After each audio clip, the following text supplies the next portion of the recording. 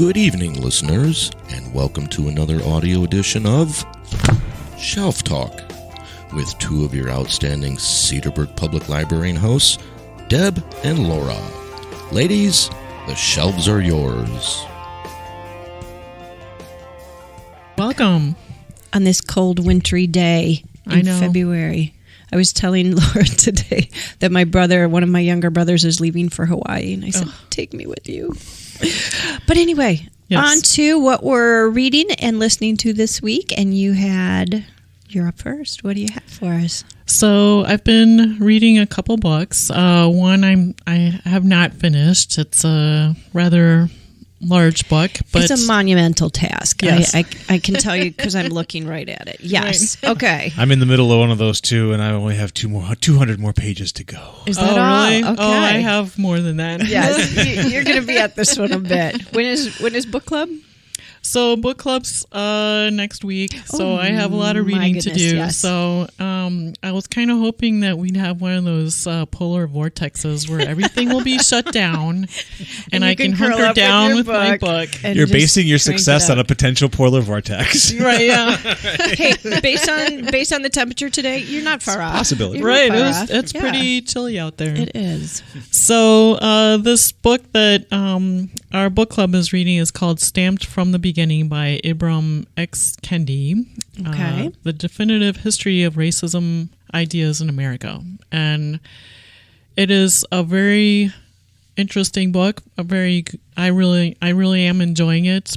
I haven't gotten too far into it, but it is a chunk of progress. Yeah. It is a book that does require for you to sit down and be able to focus and think about, because there are a lot of things to think about that's in this book. So, but I highly recommend anyone that is interested in some of the cultural history in our country regarding racism.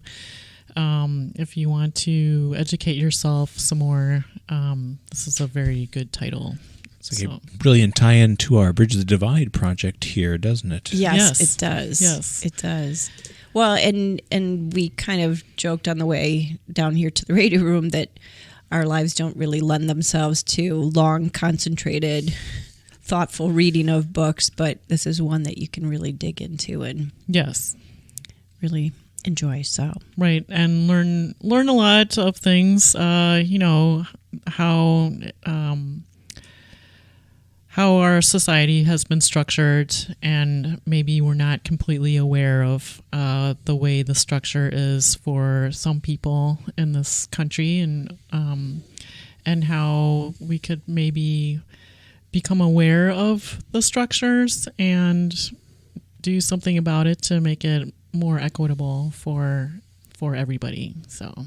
And this is a book you're reading for a personal book club, right? Yes. But maybe that's something we can think about for one of our adult book clubs coming up.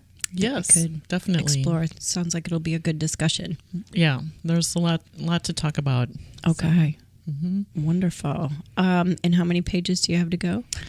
Well, let's see here. I think there are a lot of footnotes at the end. So it's almost about 500 pages, this book. So hopefully, nice weekend curled up with your good book here. Well, let's see. I was going to tell you I'm listening to a book called The Mothers, and it was a debut novel written by Britt Bennett. It's narrated by Adenrele Ojo, and she is phenomenal. I think the book is an older title, but I was going to say when I was looking up who the narrator is, I did look on our Wisconsin Public Library Consortium. So for our e-audio, there are 2 copies available. So if anybody is interested after I tell you a little bit about it, just know that you can borrow today. So basically the story is about a 17-year-old young girl named Nadia Turner, who loses her mom to suicide. And then it's kind of how this very connected African-American community rallies around her family, her father and her during this time.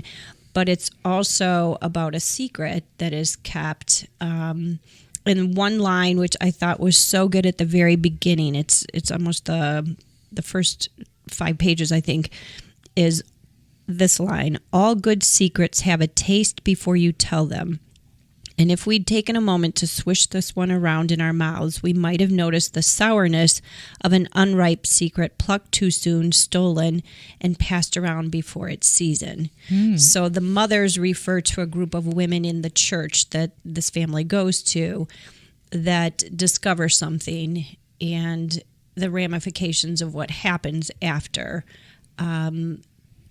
intersect lots of lives. And so the 3 main characters are Nadia, and then she falls in love with the pastor's son, Luke, and then she has a best friend, Aubrey, and those 3 lives intersect in ways that I can't really tell you about without ruining too much, but I will say it's a wonderful story about relationships between mothers and daughters, how you move on from something tragic like what happened here, and I think it will give people a lot to think about and talk about. So, yeah, I really enjoy those types of books that have, where they unveil pieces of the secret throughout the book, right, and slowly put the picture together so that at the end you understand what the secret is about, right, and then think about, Okay. Well, and I think it's one of those where it really does make you think about how easy it is to make a snap judgment about something you see or hear or believe without really maybe knowing the whole story, and how quick we are as humans to say, oh,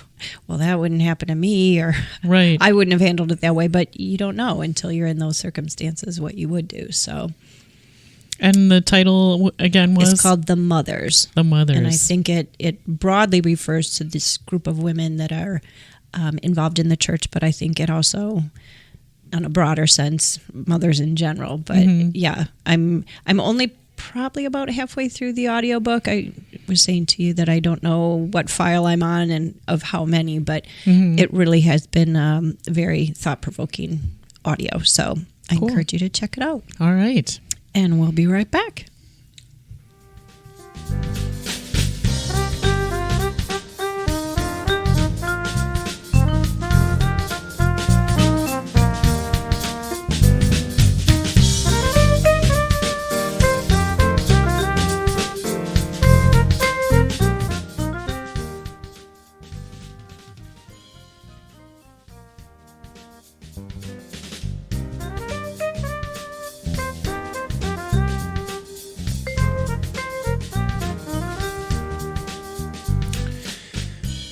Back with Shelf Talk and 2 librarians. You have not just one, but 2 librarians talking to you today. So, it's funny, Deb, the book you were talking about, The Mothers, the movie we showed last night for Cinema Club, Jules and Jim, French film from 1961, deals with characters of making questionable choices in their lives, and it was really interesting. We had a crowd of about 16, I think it was 16 last night. Half the room had a certain no 2 reactions were the same to the film, and it was awesome because it was like a character making very bad choices, life choices, and people were very judgmental of this person, and the other half of the room was like, no, that's just how life is, and you don't know their background, and so it's you haven't walked in those shoes. It is, yeah, and I found the people who were more judgmental were the older people in the room, and the younger people in the room were much less judgmental about this character who makes a choice that frankly leads to death. Okay, and still. And I was very surprising to hear the disagreements that cropped up in the room. And I think I'm constantly amazed at how different people, that's reactions to a film, but different people reacting to a book where, and I don't know if you've done this too, but I've finished books sometimes and gone to Goodreads to see, let's see if people thought like I did, and I'm always astounded at a book that I adore, and then I see 1 star, half a star. Couldn't finish it. I'm thinking, did we not read the same book? I don't know. Yeah. It's kind of crazy. So, I think you bring your own life experience to a book or to a film, and I just think it is it is easy to judge what you would do in a situation without being in that situation. Absolutely. So. Yeah. And it's funny, it's been 15 years since I saw the film, and I felt completely different about it. And so the film is the same, but I changed. Absolutely. Right. And Yeah. where you are There's in that. life and what you're experiencing at the time can make or break, whether you like something, don't like something. And yeah, I think that's a good point to revisit things. Maybe you didn't like a classic when you were in high school because you were forced to read it, but try it as an adult, and I think you'd find a whole different take on it. So Sure, I'm sure that societal norms have changed too, between the two different definitely. generations. So They would have had a name for this character, and the name would be, at a minimum, bipolar, certainly. But it was 1961. They didn't have that word. you Did not didn't really you didn't have exist. that diagnosis. yeah, then, they were so. just kind of crazy. So Yeah, right. Wow. right. unfortunately, Yeah. Well, good turnout for the film. That was great Yeah. to see. I was shocked. yeah, And they were still talking about it at closing, so it was an impactful film. So absolutely. that was great. Now, was this a movie that you watched through Canopy? I absolutely streamed last night's film through Canopy. We had a few little technical hiccups, but we'll you have to did? work on. Okay. Some audio issues that we've talked about. But I talked to David today about it. And we're kind of having a library meeting here on the air. I like that.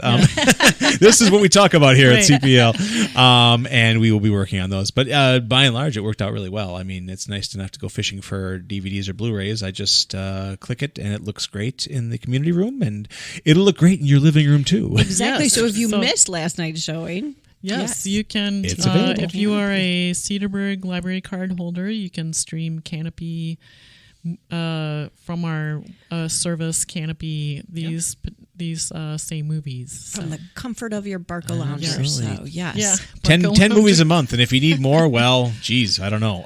Come down and get some DVDs and Blu-rays. Right, to fulfill your time. Exactly. All right. So you had another book you were going to talk about. Yes, I'm sure I'm not alone in this, but I read multiple books at the same time, depending on what my brain can handle. Exactly.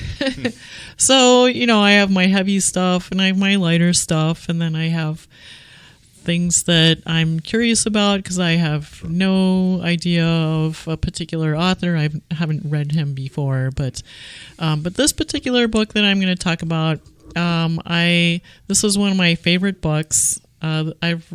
This is my fourth or fifth time reading this novel because Oh, wow. I actually own it. But sadly, this time I ruined my copy by spilling water on it. Oh no. Very bad. Oh no. But it was a paperback version, so I'm now going to treat myself to a nice hard copy Hardcover.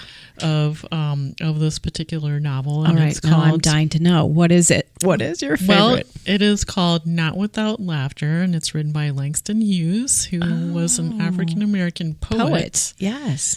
And he was known as a poet by the age of 21, so he was very young when he became very Was he successful. discovered at 21, or was it more he just became known? He became known more for his poetry, but Not Without Laughter is his debut novel. Okay. And I just love it because it's gives you a very good sense of what life was like. And And wasn't he in Harlem? he was part of- considered part of the Harlem Renaissance. Okay. This book came out in 1930.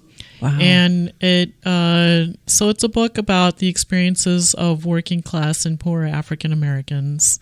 It also has themes of how important black music is to life. Okay. And also it has a lot of different nuances of language in there. So there's, black language and then more proper English. And then so it talks about, it's a coming of age story of a young boy who's living at home with his grandmother and his mother and also his aunt. But his father, Jim Boy, kind of filters in and out of the story because his father tends to go off and find work, and he's traveling around, and he ends up where he ends up. So it's basically chronicling his Sandy's life. That's the boy's name. Okay.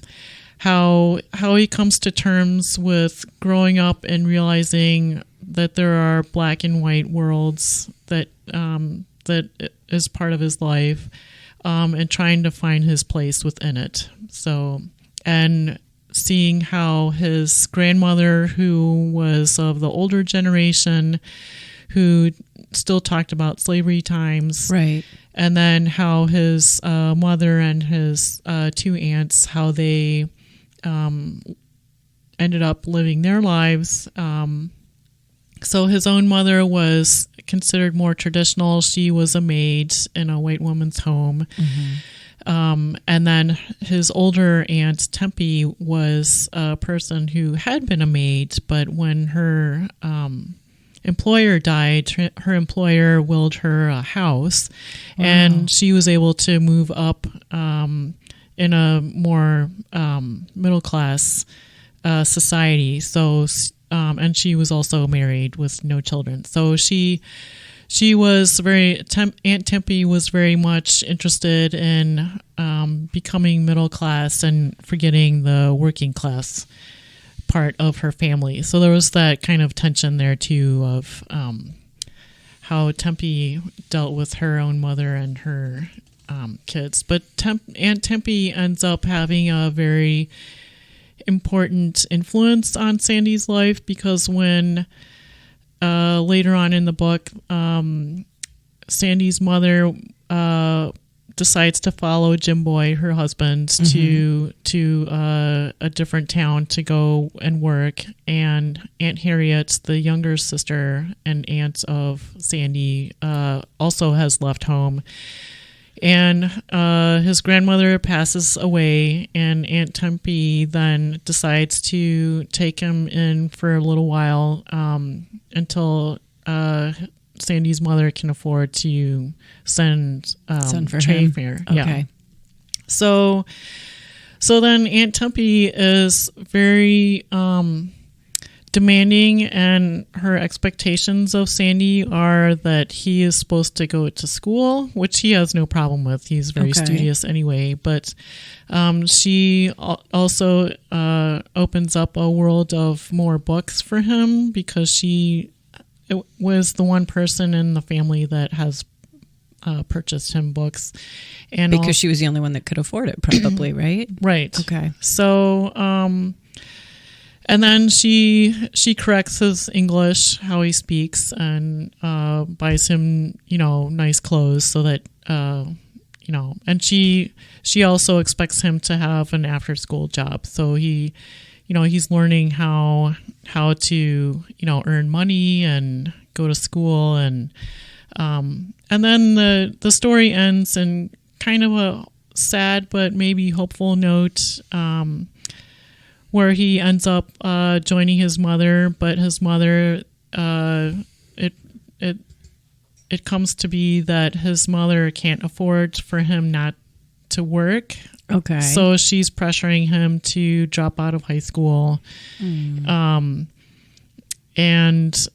then the two other aunts, Aunt Tempe and Aunt Harriet, come in and are very supportive of Sandy finishing high school and making more from his life than just being an elevator boy in some hotel. So and this book is supposed to be a bit autobiographical of Langston Hughes' own life. Based on his own. Yeah.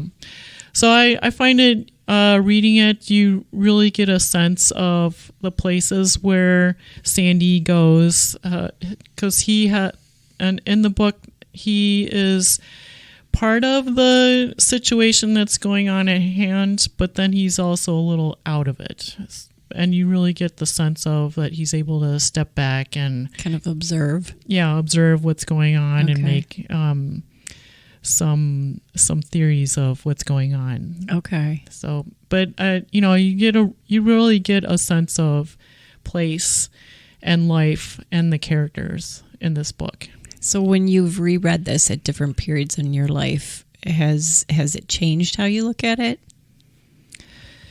Well, I've only read it as an adult. Okay. So maybe if I had read this when I was younger, I might not have enjoyed it as much, just because perspective and I think life experience. Yeah. Yeah. Makes a big difference. So I highly recommend this book if you haven't read Not Without Laughter by Langston Hughes. And I think I only knew him as a poet and his poetry, so I didn't even know he had a novel. Yes. So he did write some more. I think it was 30 years later he came out with another book, but this definitely is a really enjoyable read. All right, and tell me the title one more time. Not Without Laughter. Not Without Laughter. What a good life philosophy. Yeah. All right. Well, it's funny you were talking about your favorite book that you like to read and reread, because my all-time favorite book is Marcus Zuzak's The Book Thief, which I've read, I've listened to, I've reread, I bawl my eyes out. I just adore that book, and I love his writing. And so I happened to see him when he was in Milwaukee touring when he came out with the 10th anniversary edition of Book Thief. And I had him sign a copy for my dad, and it was going to be a gift. And he was so personable, and he's Australian, so the accent right there, he had me. So just a charming man, and I just love the way he writes. And he was talking about a book that he'd been working on over the 10 years since Book Thief came out. And so it was released last year, and it's called Bridge of Clay. And I think I told at least 3 people today, I was bawling my eyes out this morning reading the end of it. And it's just the way he writes breaks my heart sometimes, but he just develops these stories, and you find yourself woven in this tapestry of this family, the Dunbar family, of 5 brothers and their mother and father, Michael and Penelope. And it's the story of their family, but it's told in bits and pieces, and he breaks it into 8 parts, and each part has a new title that builds on the other. But I think partly why I loved it so much is I grew up with 3 brothers, and it's just the rough and tumble, just fighting and scrapping and boisterousness of the house. And it made me think, when I was in high school, I had a best friend who was an only child, and I loved to go to her house because it was quiet and nobody bugged you, and it was just lovely. And she loved to come to my house because it was chaos and crazy, and she thought, this is great. So I think I related to those parts of the story of the brothers, but there was so much more to it, and I think it made me think of the book you talked about last week, where it was the Odyssey told, or Iliad told, from the women's perspective. The Silence of the Girls. Yeah. Yes. So the Iliad and the Odyssey feature in this because the mother, Penelope, grows up in Russia, and her father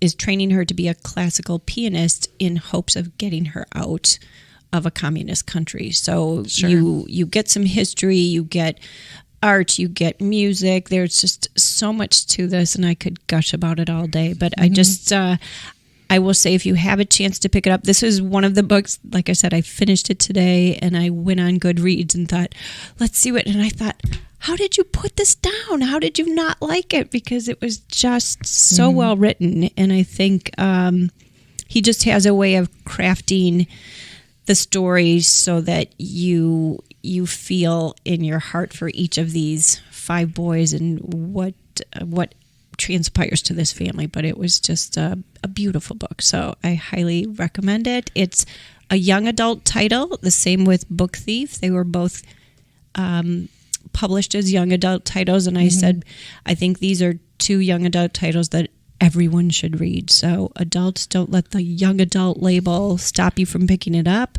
And I did look up, the audio is actually narrated by Marcus Zuzak. So if you're like me and you like that Australian accent, he's just so lovely. I would say check out the audio as well. But this one I did read, and I'll stop talking. You got me. I adored it. I live in a house of chaos with 5 children. Right. And, it's funny, the other night I was reading this, insufferably long but absolutely beautiful book that I'm enjoying at this. It has me basically as a political prisoner right now. I can't get away from remember this you book. saying, you're Imaginary Friend, Stephen Chbosky. Yep. It's wonderful, wonderful, but my gosh, it's long. And anyway, my kids were rough and tumbling that night, and they kept apologizing to me and say, "Oh, sorry, Dad, you're reading." And I said, "No, it's I need that. I focus better when you guys are being loud, and I'm going to miss that so much when you guys are no longer here." And then they said, "Don't worry, we'll never move out." I'm like, "Oh, thanks, guys." Yeah, okay. Ultimate threat. Yes. I didn't say that,